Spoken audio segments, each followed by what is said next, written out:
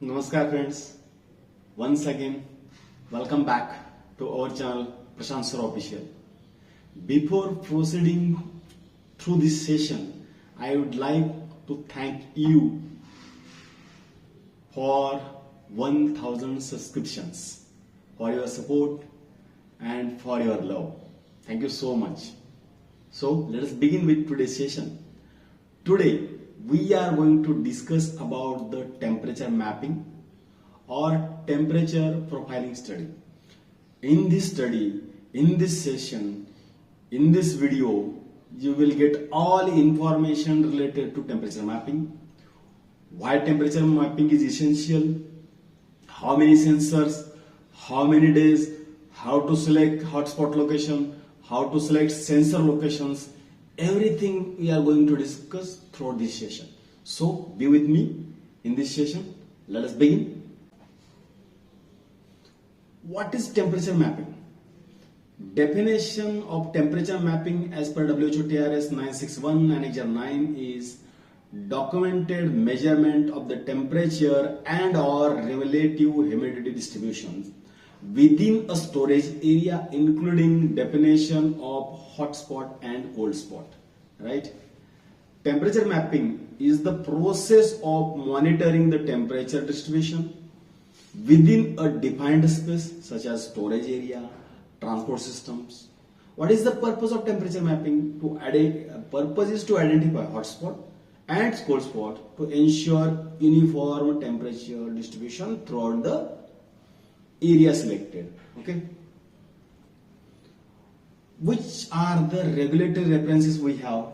WHO TRS 961 Annex 9, that is model guidance for the storage, transport of the time and temperature sensitive pharmaceutical products, which was published in January 2014. After that, WHO TRS 961 published one supplement, that is supplement 8 for the temperature mapping of storage area in May 2015. Apart from this, we have two other references, 21 CFR 820.150. Part 820 speaks about the quality system regulations. Subpart L, handling, storage, distribution and installation. Of this section 820.150 is upon the storage, where you get the references related to temperature mapping. USP currently updated chapter 1079.4. In this chapter, temperature mapping is discussed. Chapter is titled Temperature Mapping for the Qualification of Storage Areas. Why temperature mapping is so critical? Number one, temperature mapping ensures consistent storage condition to maintain the stability of the product or the material being distributed in the market. It prevents temperature excursions that could degrade the pharmaceutical product or nutraceutical product or food product as well. You can apply this. And most important, temperature mapping study complies with the regulatory expectations, for example, WHO, FDA, EU GMP. Now, which are the stages of temperature mapping process or temperature profiling study? Number one, prepare a mapping protocol. Number two, carry out the mapping exercise. Number three, prepare a mapping report. And number four, implement the recommendations. Right? But how to proceed through this? What are the different steps in temperature mapping? First of all, we need to consider the risk assessment. For what purpose we need the risk assessment? To identify critical storage areas and processes. Based on the risk assessment, we decide which areas has to be considered for the temperature mapping and for how many days or how many hours. After that, we will proceed for the protocol development, where we define detailed plans specifying sensor location, duration, data collection intervals, equipment selections.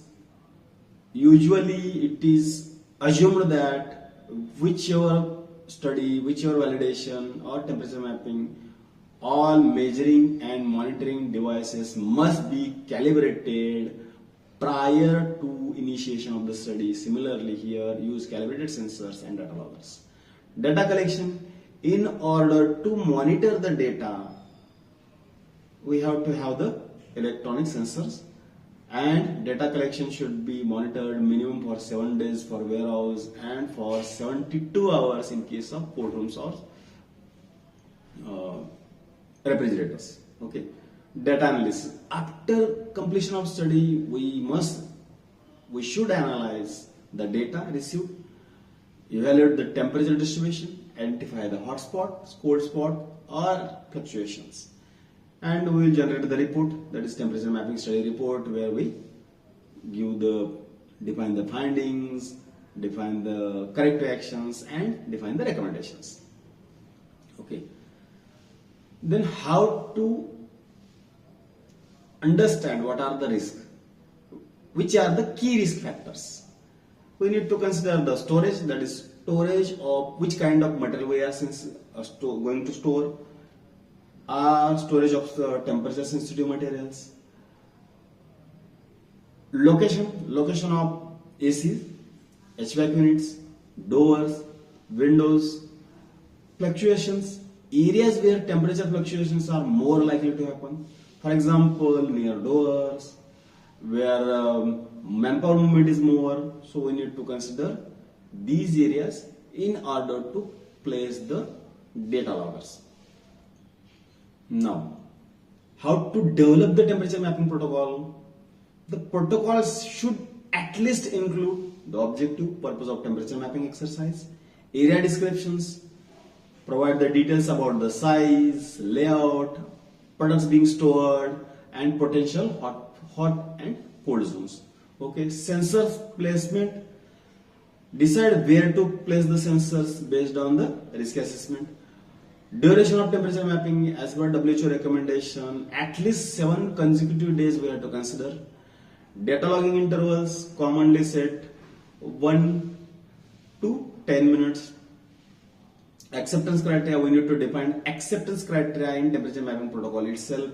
That is what will be our temperature range. For example, for general purpose materials, we define usually 15 degrees Celsius to 25 degrees Celsius. Based on that, we have to identify excursions, we have to identify the temperature, hot spot and cold spot. Corrective actions. In protocol, we need to define the corrective actions, that is the steps to take if deviations from the acceptable range occurs during our study. Select and calibrate equipments. EDLMS, that is electronic data logging monitors. A mapping operation requires sufficient amount of electronic data logging monitors. EDLMS. Okay. These EDLMs shall have appropriate temperature range to cover the excursion. तो अपने requirement के हिसाब से हमें वो किस range के data logger चाहिए, किस रेंज के EDLMs चाहिए, वो हमको डिफाइन करना है. These EDLMs shall have accuracy for the required temperature range. For example, plus minus 0.5 degrees Celsius in case of general storage, plus minus 0.1 degrees Celsius in case of refrigerated area, cold rooms, right? And most and basic requirement is before usage, ensure that all data loggers, sensors, EDLMs are calibrated and have a NIST traceability 3-point calibration certificate also. NIST is United States National Institute of Standards and Technology. So sensor placement is very, very important in case of temperature mapping, because then only you will have the exact idea where your cold spot is, where is your hot spot, and based on that we are going to monitor our areas in our routine process. Okay, so sensor placement is critical for capturing the true temperature profile of the area. Place the sensor in a grid pattern. Place the sensor at the bottom, multiple middles and top locations for all areas. That is Distribute your sensors at high, middle, and low levels within the area. Consider the shelves, floors, ceilings. Position sensors near critical control points like door, windows, HVAC units, AC units, rear unit of the AC location, and areas where airflow is restricted or strong. Place sensors at four corners and one at the center. For large spaces, use additional sensors spread evenly across the area. In refrigerated unit, place the sensors near the evaporator and farthest point from airflow. Okay. What WHO TRS 961 recommends? As per WHO TRS 961, the number of sensors should be proportional to the size and the complexity of the storage area. At least one sensor should be placed in the center of the space to represent the average conditions of the area. Okay. Sensor placement is usually need to consider length, width, and height. As per WHO TRS 961, based on the length and width, expectation is EDLMs should be arranged in a grid fashion along the width and length of the area so that area is reasonably covered with EDLMs located every 5 to 10 meters. So, in grid, every 5 to 10 meters must be covered with the sensor. The chosen sensor grid should take account of the layout of the area, whether it is square, rectangle, is it includes alcoves. If alcoves are there, then you have to consider that location for the placement of the sensor. The degree to which shelving or products may affect the airflow. अगर वहां पे airflow में आपके product shelving बहुत ज्यादा airflow को disturb कर रहे हैं तो you have to consider more location of EDLM. कितने ईडीएलएम चाहिए, कितने डेटा लॉगर्स चाहिए, ऐसा कुछ एग्जैक्ट नंबर डिफाइन नहीं किया गया है. We have to consider this length, width and height. Okay, so position of the EDLMs should coincide with the locations where the material is actually stored or planned to be stored. For example, it may be unnecessary to fit the EDLMs in the area such as the upper part of the high loading base. Generally क्या होता है, हमारा height कितना भी हो, material का storage कहां तक है. कभी कभी क्या होता है, रैक का हाइट बहुत बड़ा होता है, मटेरियल आधे से भी कम एरिया में फिट हो जाता है और हमारा सेंसर का लोकेशन, ईडीएलएम का लोकेशन एकदम रूप पे होता है. जरूरी नहीं है मेरा मटेरियल जहां पे है, मेरा मटेरियल जहां पे स्टोर होने वाला है, उतना ही एरिया हमें सेंसर प्लेसमेंट के लिए कंसिडर करना है. And in this fashion, if your area is having the height longer than 6 meter, 3 meter, then you have to consider this. At each point on the grid, arrange EDLMs vertically as follows. If the ceiling height is 3.6 meter or less, position EDLMs directly above one another at high, medium and low level. For example, one EDLM at floor level, one at 1.2 meter and one EDLM at 3 meters. ये WHO TRS का recommendation है. Okay, तो you can valuer refer this. If the ceiling height is greater than 3.6 metre, EDLMs can be arranged in a vertical array at the bottom, middle and top of the space. For instance, for a storage area having 6 meter height, EDLMs can be positioned in such a location at height of 0.3 meter, 1.8 meter, 3.6 meter and 5.4 meter. So, as an above, we have to consider width, length and height. Requirement is 5 metre से 10 metre width and length का अगर कोई we are considering then, and height के लिए ये define किया गया है जो हमने अभी स्क्रीन पे आपको दिखा है. Okay, so consider that. Now conduct the actual temperature mapping exercise. उसमें क्या करते हैं हम लोग, setup the data loggers to start recording at predefined interval. आपको 1 मिनट में चाहिए, 5 मिनट में चाहिए, 10 मिनट में चाहिए। यूजुअली अगर आपका 24/72 आवर्स का स्टडी है तो अपने को 1 मिनट का इंटरवल रखना पड़ेगा। अगर 7 दिन का स्टडी कर रहे हैं फॉर एग्जाम्पल वेयर हाउस के लिए, तो आपको 5 मिनट या 10 मिनट का इंटरवल आप रख सकते हैं based on the criticality and product sensitivity and your layouts. You have to define that intervals. Okay. For warehouses and other ambient storage areas, the mapping should be continued for a minimum of 7 consecutive days, including 5 working days and 2 weekends. तो यहाँ पे clear cut requirement है कि आपको working days भी consider कर रहे हैं, वीकेंड भी कंसिडर कर रहे हैं स्टडी में, जो 7 डेज का स्टडी आप कर रहे हो। Seasonal variation we need to consider for temperature controlled equipments like refrigerators, cold rooms, we need to map or we need to consider the mapping study for 24 to 72 hours. And ये ऐसा क्यों है? क्योंकि these equipment not critically affected by the seasonal variation in ambient temperature, consider ambient temperature, right? Apart from this, कभी कभी क्या होता है, हम लोग एसी लगाते हैं जहां पे, वहां पे क्या होता है, अगर हमने बहुत ज्यादा एसी लगाया है तो एसी के यूनिट्स हम क्या करते हैं, स्टैंड बाय करते हैं, या रेफ्रिजरेटर में डुप्लीकेट रेफ्रिजरेशन की यूनिट लगाए होते हैं।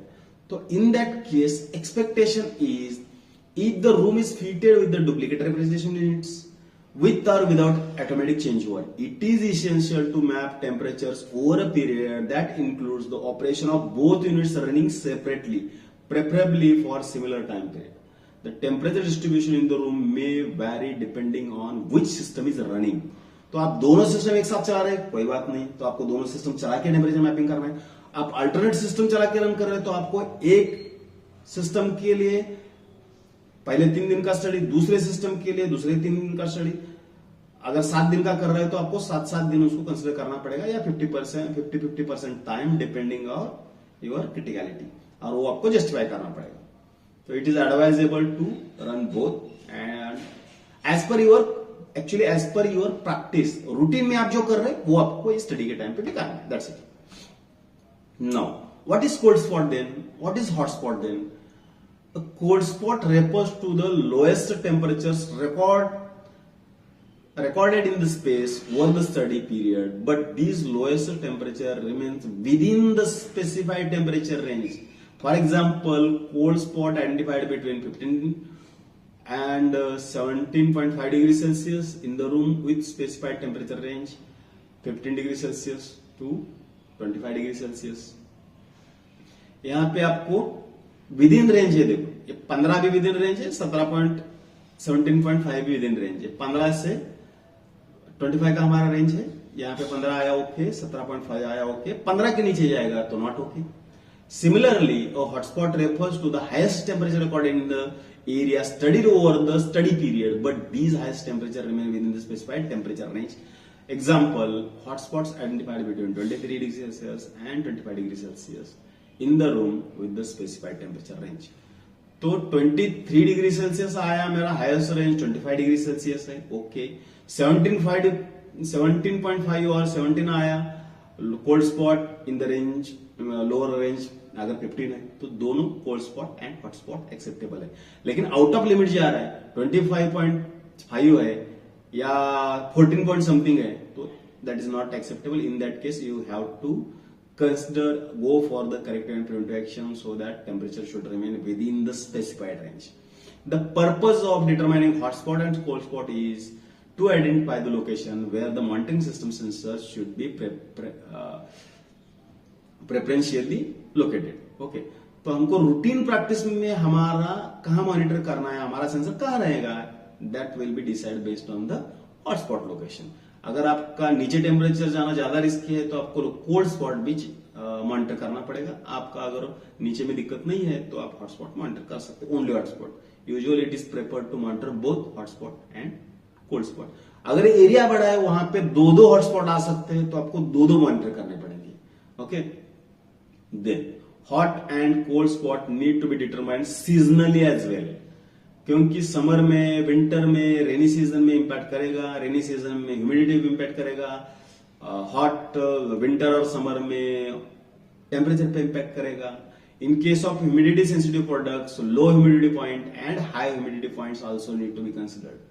अभी आप कहेंगे कि ये सब ठीक है रेफ्रिजरेटर के लिए, रेफ्रिजरेटर के लिए या कोल्ड स्टोरेज के लिए या आपके ट्रांसपोर्ट व्हीकल के लिए भी आपको यही सिस्टम फॉलो करने हैं, लेकिन number of sensor, location of sensor में change, right.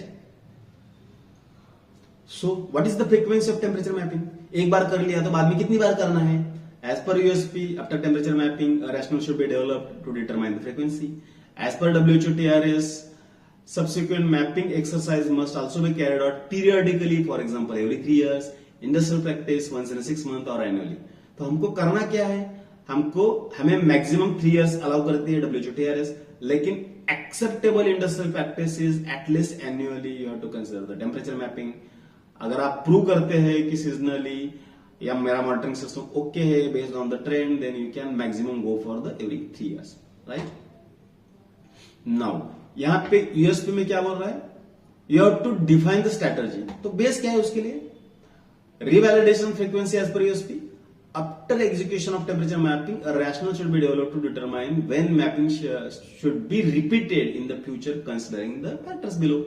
Factor number 1 seasonal consideration, factor number 2 changes in the HVAC, AC हमने चेंज किया, रिप्लेस किया, कैपेसिटी बढ़ाया, कैपेसिटी कम किया, changes in the area modify किया, एक्सपांशन किया, changes in the operational equipment, data अगर आप हाइग्रोमीटर चेंज कर दिए, उसके कैलिब्रेशन सिस्टम फेलियर हो गया. तो in considering all these cases you have to define your revalidation frequency और रीमैपिंग फ्रीक्वेंसी. लेकिन इसमें से कुछ भी नहीं हुआ तो भी considering periodic revalidation we have to give some timeline as well. So thank you friends. I am sure आपको ये एपिसोड, ये सेशन भी बहुत अच्छा लगा होगा. जो भी जानकारी मैंने दी है वो वेरी यूजफुल है आपके लिए. With this I would like to once again say thank you for your support. Keep in touch. आपको ये जानकारी अच्छी लगी है तो इसको लाइक कीजिए, आपके दोस्तों के साथ शेयर कीजिए, और अगर आप नए हो तो मेरे चैनल को सब्सक्राइब कीजिएगा. आपके दोस्तों को चैनल सब्सक्राइब करने के लिए मोटिवेट कीजिए. थैंक्स. जय हिंद.